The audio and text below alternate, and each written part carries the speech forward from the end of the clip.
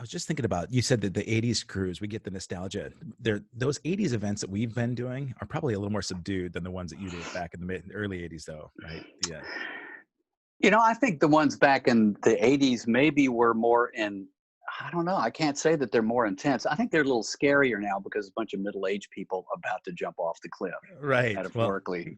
And back in the day, it's like, you're 25. How much is it going to hurt to belly flop into the pool? Now it's like, oh my God, the water just emptied out of the pool because that whale jumped in. But that was me, dude. Come on, please. I think that some of these events are a little unhinged, but a little wisdom, a little age, they are more enjoyable because people are having a good time. They are reliving, spectacular moments in their lives or bad moments, whatever. Sure. And maybe have a little bit more sense about it because they don't want to look goofy in front of their wife. But I'd say it's comparable fun, to be down in the middle of spring break with 1,000 drunk, screaming frat boys. Yeah, that's scary. Screaming to me, Hunter's got a Woody, because I'm interviewing Hawaiian Tropic ladies.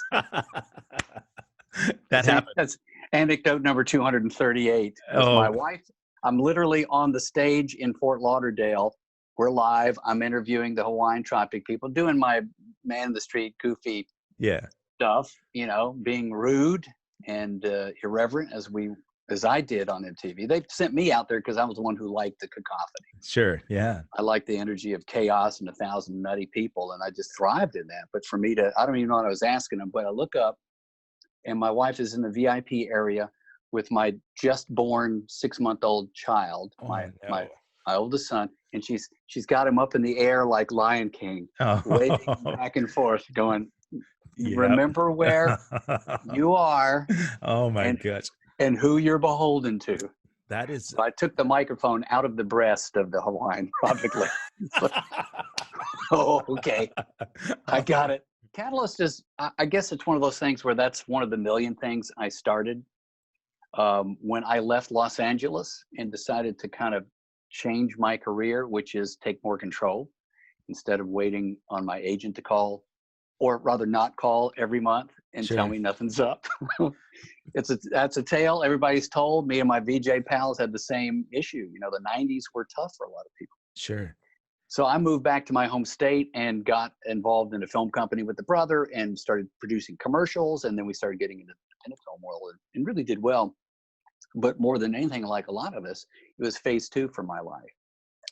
How to reinvent myself and actually find some joy in what I'm doing. So being back in my hometown, which was a little unnerving for me to come from New York and LA and back to Birmingham. Now I'm in my hometown. Yeah. But what started to happen is that I got more involved civically and socially. I got onto boards for the AIDS organization there that's nationally known. I was on the board there and helped plot that plan and other civic engagements that made me feel like I could make an impact. Oh. So I started a building called Workplay, which is a big venue down there. Me and my brothers built an entertainment complex for music and film, and started Sidewalk. Okay. And got involved in social civic activities, Good. Yeah. But it was still, those early days were like early sports stars, Right. Yeah. Famous, amazingly talented, but not making the kind of bread that people that stepped on their backs to get where they were. Sure. Yeah. I mean, after us, when Duff or somebody had $1 million contract with MTV, all of us were like, can you believe that? Yeah. That's the way it happens. So you're not getting like the Howard Stern Sirius XM radio money? Yeah, I know. Well, it's funny to be working for Sirius. I'm making better bread now than I made on MTV, which people go, really? I go, yeah, I don't have to wear clothes now. I don't have to shave, making better money. I started to know what I was doing in terms of bringing a different kind of attitude to the whole thing, which is this ain't your normal television. Yeah. And I was more about being a part of the in-between the videos. I felt my role as a host might be to be a little quirky. Sure. But to then be myself, to be friendly. And that's what sealed all 5 of us in people's brains, is that we did seem natural, normal, and your friend. Yeah. We weren't pretentious. But then you get Julie Brown, who's on fire all the time, man. Oh my God. There she is. She's a spark. It's incredible. I've been giving her drum lessons, actually. Just oh my God. Yeah, because she's Well, going up. she is wubba wubba to the max, no doubt. You know, she was really the sixth VJ. Yeah. Yeah. Catherine Hellman had a brief little moment in the sunshine, but I had a year crossover with Julie. Mark and I had a year crossover with Julie after Martha was gone, and Mark and Nina and JJ. So it was great to be able to be around her for that period, right? In the latter part of the '80s. But she's a doll. She's a great spirit. And Totally positive.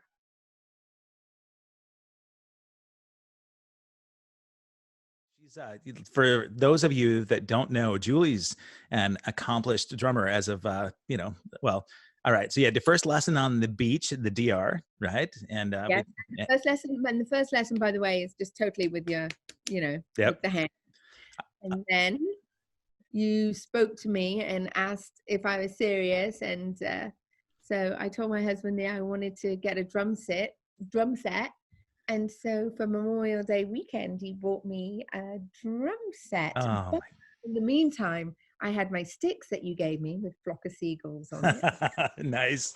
And while I was waiting for my segments on Sirius XM, because I do the radio show there, while I'm waiting in between, sometimes I'm just hitting.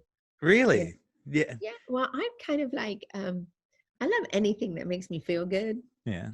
So I don't know if it's a style or if it's whatever, but I started off as a, I basically wanted to get out of the house, and there was only one way to do it, and that was to sneak out. Okay. And at that time, sneaking out, I used to sneak out to go to nightclubs, and it was disco. So it was all disco music. I don't know if you know them, like Patti Boulay and, well, Donna Summer, all of sure. that, all of that. So I just started entering dance competitions because I needed money. Okay. Yeah. Like, if I wanted to go out, I had to have the money to get in or to travel to and from. My whole time while I was host, because that's what I did in England, I would always do live events in between my daily shifts. So, even though I did MTV every day and I did Club MTV, I would also always live bookings because I came with an agent and a manager. And really? Okay. So I always had someone working on it for me. That was just the way everybody did it back in the day. So I felt like I did a lot. Yeah. And I think that's why I'm so comfortable now, is that I haven't really missed out on anything. So I'm not going, oh my God, I'm not on TV anymore. Like my life is over or something like that. It's really quite fun to pop out and do something now and again, or be around a whole bunch of musicians and, not be on or not be hosting. You talk about this gratitude for the experiences you had and being comfortable with that. Yesterday, my guest, Jana Lopez, has a book and a podcast about identity shift, right? So as you come through this phase in your life where something changes and all of a sudden the identity that you personified changes and how you cope with that, right? So the Downtown Julie Brown was a brand, right? From that era, from, like mid 80s through early 90s, Downtown Julie Brown represented music on TV and a style, because you've always had this really unique style too. It's really classy and sophisticated, but also playful, Like fun, just go for it kind of. Yeah. We still, to this day, I bet if we looked at your shoes right now, I bet you've got the funkiest shoes on, right? Because, am I right? I have my. Yeah. See what I'm talking about? Those are not the shoes that I'm wearing right now. But like, you always had the coolest shoes. See my shoes. No one asked to see your shoes on Zoom. I know, but see, that's the this is the difference with the heavy metal thing. But no, you always have cool shoes. Doesn't matter if you're. I like to dress up. I like to have fun with clothes. That hasn't changed. I still like to kind of wear whatever I want, do whatever I want, and be funky and be fun. I think it sort of like leaves you open to be a little bit more approachable as well. You will.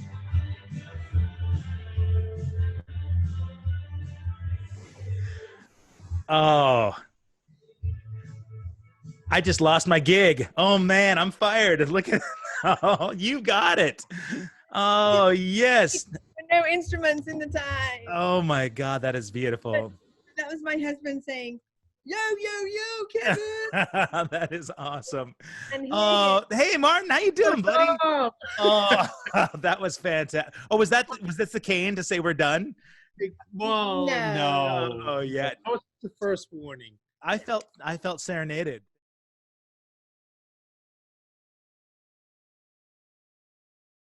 How did Ricky get the gig on MTV, and how does he look back on it now? Oh, yeah. Listen to my podcast, Cat House Hollywood Podcast, tells all the stories, but I will tell you a couple stories and try to make it quick. One day I was friends with, like, my friends were in Guns N' Roses before everybody made it big. Like in the area I had at my club, the Cat House, Yeah. all my friends, like people say, oh, this is my friend in this band. This is my friend in this band. These guys were all my friends and they weren't in bands. Right. And it was kind of awkward when all your friends around you are becoming some of the biggest rock and roll bands in the world. Sure. So something happened with like Headbanger's Ball, and Axl says like, you know, I could probably help you out with an audition. So Axl Rose calls MTV and sets up my audition. And then he's like, do you want me to go to your audition with you? And I'm like, sure. So if you watch the old episodes of Headbangers Ball, I had never been on TV, never been on radio, and I was scared to death. But is it something that it's who you know? Well, yeah, I'm walking in with the biggest rock star in the world. Yeah. Did it help? Yeah, it got me the job. Amazing. And so it helps. So I've always been very, very grateful to the band Guns N' Roses and Doug Goldstein that was managing the band at the time. They kind of facilitated it. So it didn't matter. You could be the best TV, you could be a great TV host and be like, yeah, it's coming up, and have all the skills in the world, but you can suck and walk in with Axl Rose, you'll still get the gig. But I'm encouraged because when the pandemic hit, it affected everybody on the planet. People in the music industry are struggling emotionally, physically, like financially, of course. And we have so many mutual friends, right, that are struggling, thinking, my whole life is stopped, right? There's nothing for me here. And so for you to put something else out there where you're giving entertainment along the way, you're putting money out there towards good causes, you're doing something productive. And it's, you know, it's not all altruistic. Maybe there's something that's self-satisfying for you guys to get out on the road too, but more people need to see that. I think it's a beautiful thing. Well, we don't have publicists. We don't have anybody that works for us at all. And the truth is, just by Ricky's Ride, I have raised close to $100,000 for different charities, real charities. Yeah. And these are charities like no, man. but I'm never going to get an award. I'm never going to get on, I was going to say Ellen or Oprah. Nobody ever says that stuff.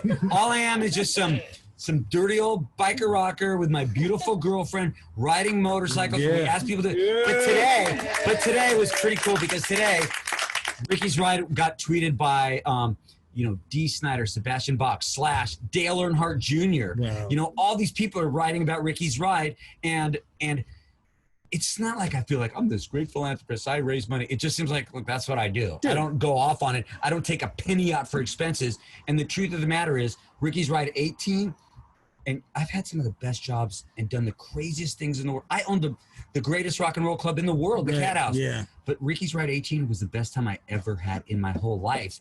And this year is just going to equal it because, you know, this sounds like such a cliche, but one of the reasons I don't say fans is this one girl, Holly, started this thing called Ricky's Rack Pack. And there's all these people that say they're Rack Pack. And they're just follow everything that I do and everything we do. And they always write social media and they show up at all our events. And they've become friends. They have honestly become friends, and they're so supportive. And I'm like, and these are from all walks of life. Sure. And the coolest thing is all age groups, and we see everybody out there. And, you know, like I said, is in my dream, I wish that there was a Ricky's Ride television show. I wish I actually got paid to do this instead of paying everything to do it. But the truth is, it's like, look, you know, we don't talk politics. Yeah. And I don't care who you're voting for, but America is great, and it's always been great. And if you go out there and you look, and, you know, in every administration, if you look for the hatred, you'll find it. Sure. And it's really easy to find right now. Yeah, it is. But not everybody is hatred. Yeah. Not everybody is hating. Yeah. And there's people like right here in Portland, you know, we said we're going to Portland. You going to say I might have said something mean. But right here in Portland, we say, look, everybody, we're going to go to Portland. We're going to go hang out at the Happy Rock Inn. And what's the thing that everybody writes us? Oh, it's dangerous. The riots and the dangerous. Yeah. And it's like, look, if you go look for it, you can find it. But this is, we're having a good time. We haven't heard anything here. And, you know. It's like, stop watching TV so much. You know what, man? That's the best thing, that you're able to get out there away from news sources, right? Like, the best thing for me was to turn out the news years ago. You mentioned that you both have family members, too, that have been affected by Alzheimer's, right? So how did Ryan's foundation get to you? How did you guys decide to pick that one to ride? Ryan Blaney's a NASCAR driver. Okay. Ryan Blaney loves metal. Okay. Ryan Blaney got a Lee Vendetta tattoo. Yeah, he's awesome. Ryan Blaney's a good person. Okay.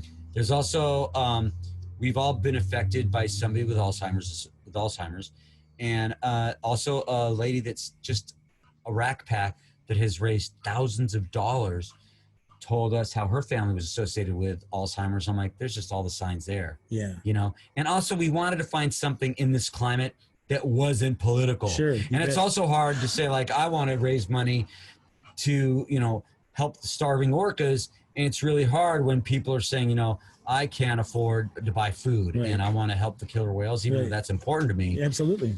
But we stayed away from animal charities, and we stayed away for something that could affect people. You know, we've done cystic fibrosis, we did Stop Soldier Suicide, we did Alzheimer's, and the first ride I ever did was, the first fundraiser I ever did, was for Farm Aid. Really? And I think I only raised like, you know, $5,000 or whatever, and they sent me the very first Farm Aid ticket signed by Willie Nelson. Oh, I'm like, man. dude, fundraising is fun.